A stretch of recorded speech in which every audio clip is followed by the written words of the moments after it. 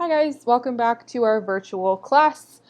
Special welcome to all the random viewers out there who are not in our class but still want to expand your minds and learn about rhetoric for free on the internet. Um, I hope you get something out of this. We're going to be talking really specifically about an assignment that my students have due this week. Um, but you're welcome to write a research proposal in your house if you want to. I will not read it, but do what you want.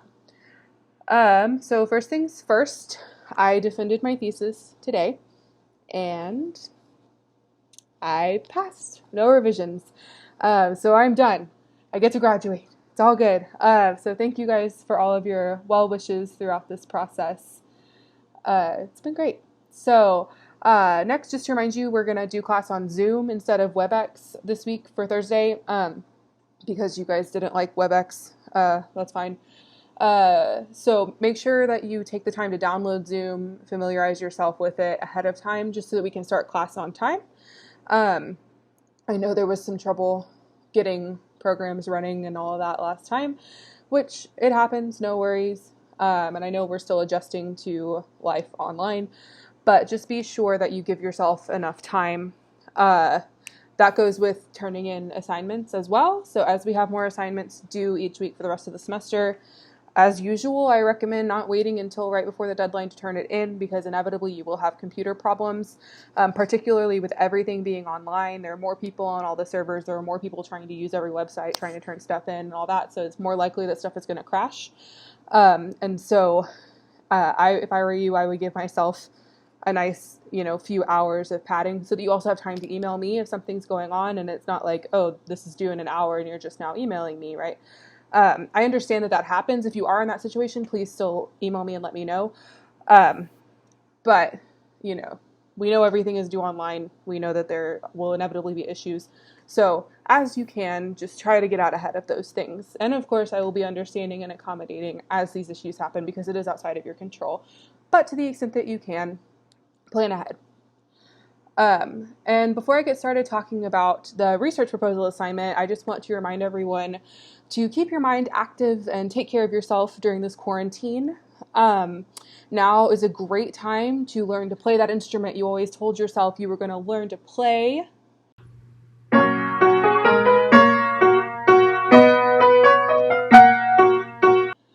Get your whole family together, play a board game. Okay, it's your turn. Have a karaoke night. Don't go breaking my heart. I couldn't if I tried. Oh, honey, if I get restless. Baby, you're not the kind. And make sure that even though you're stuck inside, you're getting plenty of exercise.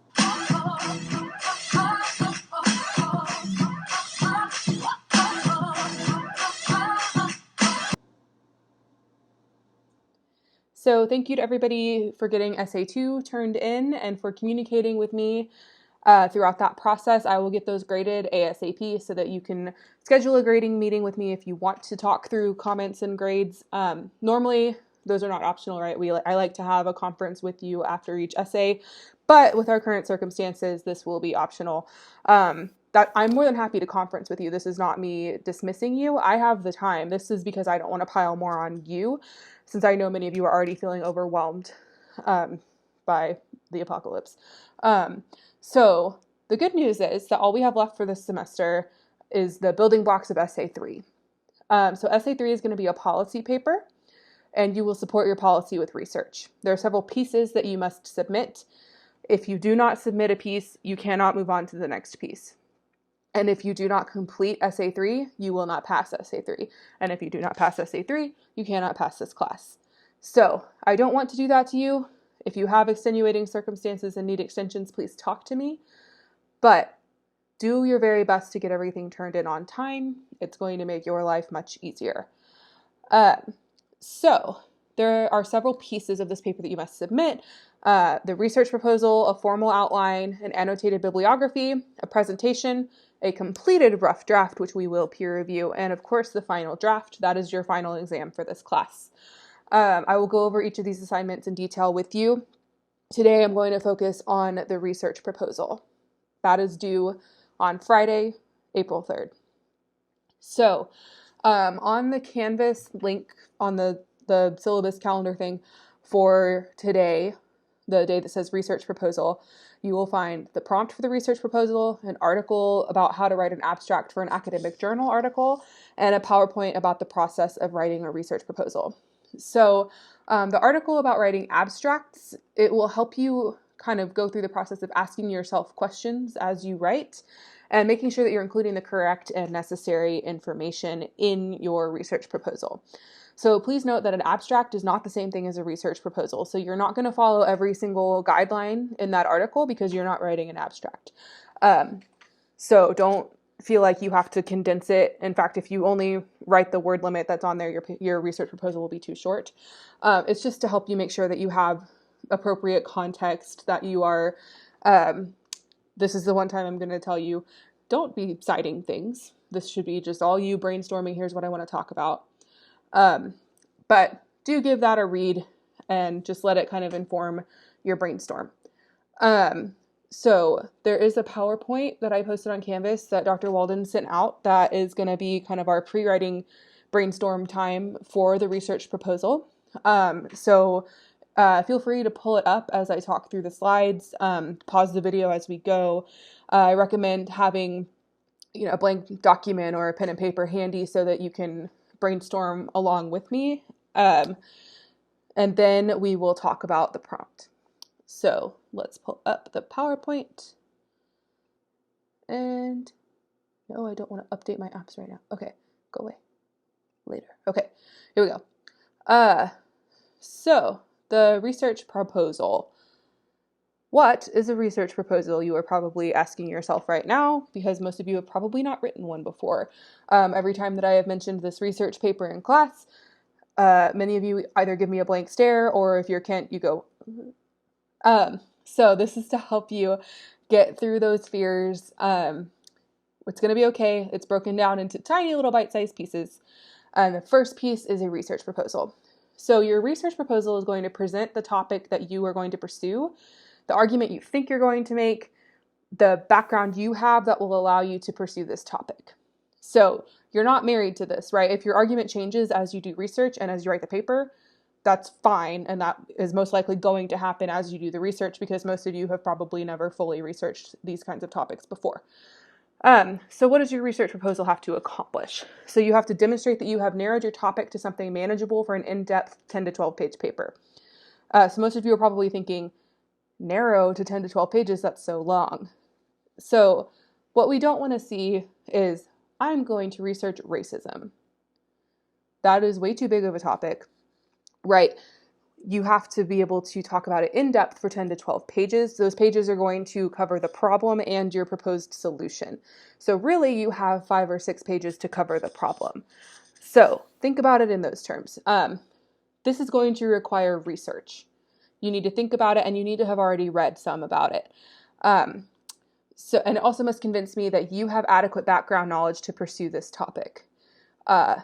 So now is not the time to suddenly explore your interest in marine biology when you have never studied that before, have no background in it, right? All of this means it cannot be thrown together the night before it's due. So, as I said, you can't write this paper about racism because that is huge, right? So I'm like, okay, let me think about what I'm interested in, what I'm qualified to write about, something that I could research. I'm going to write my paper about Beyonce's Coachella performance. I haven't given you guys a Beyonce lecture in a while. You knew it was coming. Okay, interest statement. So you ask yourself these questions as you brainstorm. What is your general topic? So in general, I'm writing about Beyonce's Coachella performance. Why did I choose it? I have a vested interest in Beyonce and her influence on music and culture as it relates to race, gender, and economic status. What background do you have to approach this topic? Personally, I have a degree in sociology, and I have a background of writing about race through rhetorical analysis. I also love Beyonce, and I know a lot about her. Why is this topic important right now? Beyonce is always relevant, and that's on period. So take about 5 minutes and just kind of brainstorm your topic. And don't be intimidated by this question of credentials, because obviously you guys are all first-year college students. I don't expect you to have a bachelor's degree in whatever you're trying to talk about. Just, if it's something that you've taken a class on, or you've worked a job with this thing, or something you've been interested in for a long time and previously researched, that's all we're looking for. And this part of the assignment is not about your argument or solution to the problem. You just need to show me why you're interested and that you're qualified. So take 5 minutes to do that, and then come back to this video. So then you're going to use your interest statement to narrow your topic down. So based on what you've written, what are the components of your topic? In other words, what directions could this paper go? What elements could you research? What audiences could you address? What personas could you take on? Make a list of those kinds of things. So with my interest in Beyonce's Coachella performance, I could talk about the spotlight effect. That's when we kind of place a spotlight on one person from a minority group who has been successful. And so if we put a spotlight on Beyonce, we can say, see, Black women are doing fine. So I can talk about that. I can talk about the intersectionality of power between race, class, and gender. I could address the audience of Beyonce's haters. We don't need to worry about them because, as she tells us in her song Formation, she twirls on her haters. I could address her fans. I could address people who are unaware of her influence and importance. Boomers. So there are a lot of ways I could take this paper. Again, this is just a brainstorm. So take a minute, make a list. And the next thing is going to be your research question. So this is not a what question, right? I don't want to say, what happened at Beyonce's Coachella performance? She gave the best performance of all time. That is not a 12-page paper. It's a fact, but it's not rhetorical. Yeah, it kind of was, but you get the idea. So we're going to explore how and why. We're going to evaluate a controversy, analyze an event. It needs to be something that's debatable because you're going to be taking a stand and you're going to be defending your position. So write out your topic as a question. It's going to probably include phrases and words like effects, causes, the success or failure of current solutions, potential solutions to a current problem, things like that. So brainstorming some questions. I can't ask what happened at Coachella and then just describe the performance because that would not necessarily be a rhetorical analysis. So I might ask, why does Beyonce have haters when she's perfect? How has she gained so much power? How does the spotlight effect on her power change the stereotype of the Black woman in America? That question sounds better to me, but I'm going to keep going, right? Practice writing more research questions on the same topic. Don't rephrase the question. Write a different question that approaches the topic differently. Keep going until you get to a question that you like, something that piques your interest. And now consider which question is best based on the following criteria. So number one, narrowness and focus. So I can't just write about Beyonce because she cannot be contained in 10 to 12 pages. It needs to be manageable, so something I can adequately research. So again, I don't have time to fully dive into every detail of Beyonce's life as much as I want to. And interest, right? If you're bored writing it, I'm going to be bored reading it. Remember, I need to read this times 10. So make it interesting, make it unique to yourself, something that you're going to be interested in writing because you're going to be spending a lot of time looking at this topic. So consider changes that might make your chosen question better. What question best meets these criteria? So now that you've chosen a question, you can list the following things. How might different groups perceive the problem? How do you perceive the problem? What background is necessary to understand the problem? What solutions have been proposed or attempted in the past? Based on your current knowledge, what ideologies are at work in these solutions? And do your best to be objective. And recognize that your perceptions and beliefs throughout this may change as you research. And that's a good thing because it means you're becoming more informed. It doesn't mean that you were wrong. It means you are learning. So don't be afraid to change your opinion on things as you research. So as you prepare to research, make sure that your argument contains, right, who, what, when, how, where, all of those elements that will be necessary to inform the context of your argument. And finally, it's time to start doing some preliminary research. So based on the research you've already done in the past that made you decide you wanted to do this topic, where are you going to look for answers to the questions from the previous activity? Because there may have been pieces that you were not fully sure about. Oh, I'm not supposed to touch my face. Okay, sorry. And then list possible types of sources or searches you might need. Now, obviously, we cannot access the library. I know all of you were just itching to get in the stacks and look at physical copies of books. Fortunately, we do have the internet. So if you go to the Baylor Library website, you can access like thousands, if not millions, of journal articles and scholarly sources. So on Thursday during our Zoom lecture, I can screen share with you guys and kind of show you how that process works. And so finally, your proposal is going to include a statement of interest, a research question, your abstract, and your credentials. And so let's move on to the prompt and we can talk about those things in more detail. And again, your credentials are going to include things like previous research that you've done, experience related to the issue, things like that. And so again, I'm not expecting you to have a degree in whatever you're doing because obviously none of you have degrees. Okay, on the prompt, it's going to be 1.5 to 2 pages long. It tells you how to format the title and everything. Okay, so it's going to have 3 main sections: introduction, proposed research, and credentials. So in the introduction, you just need to kind of tell me why you are investigating this topic. So you might answer questions like, how does it fit within areas of our course? How does it play off or build off of any of our assignments? Why is it timely or important to you or to the people you think will be reading your paper? And remember, I'm not your audience. You're writing to a specific audience. And how can you identify the importance of this topic? Why should an audience be interested in what you're writing about? And then you have the proposed research section. That's going to be the most important part of this proposal. That's where you're going to spend the most time. So it will begin with this sentence. My proposed research question is. You must have a specific identifiable research question, something that is researchable. So in this section, you're going to need to narrow and define your research question or problem. So shape your research question so that it is focused and asks a specific question about a conflict or issue. So it's not just asking for information, right? It's not just saying, what happened at Beyonce's Coachella performance? That's not a rhetorical analysis. So you're here to analyze and evaluate a problem, people affected by the problem, and who can address the problem. That idea should sound familiar to you from previous assignments in your rhetoric classes. So what are the different positions in this debate? What ideologies are suggested? What do you think you're going to find out? And what is your tentative solution? Again, these things will probably change as you dive deeper into the research, and that's okay.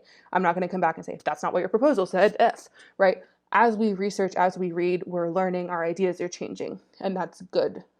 As long as you're using scholarly sources, you read everything with a critical eye.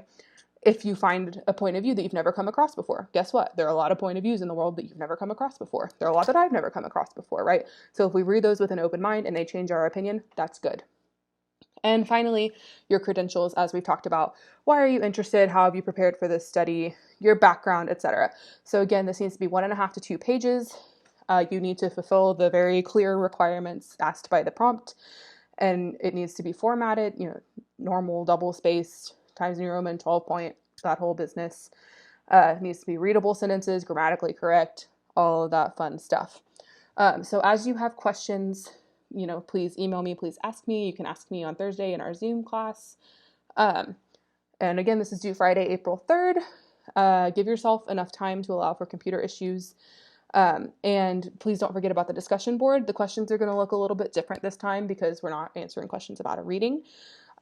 This is going to be a really good opportunity for you guys, like we talked about last week, to be like Ella Baker to one another. So group-centered leadership, right? So we're all going to kind of post our research questions and things like that. So if you see somebody's research question and you have a different perspective, this is a great opportunity for you to say, hey, have you considered this position on this? Or I have a background on this and I think your question sounds great. You might want to check out this book or this article that I've read. So I'm excited to see all of you learning how to be researchers, and I will see you on Thursday. Have a great week.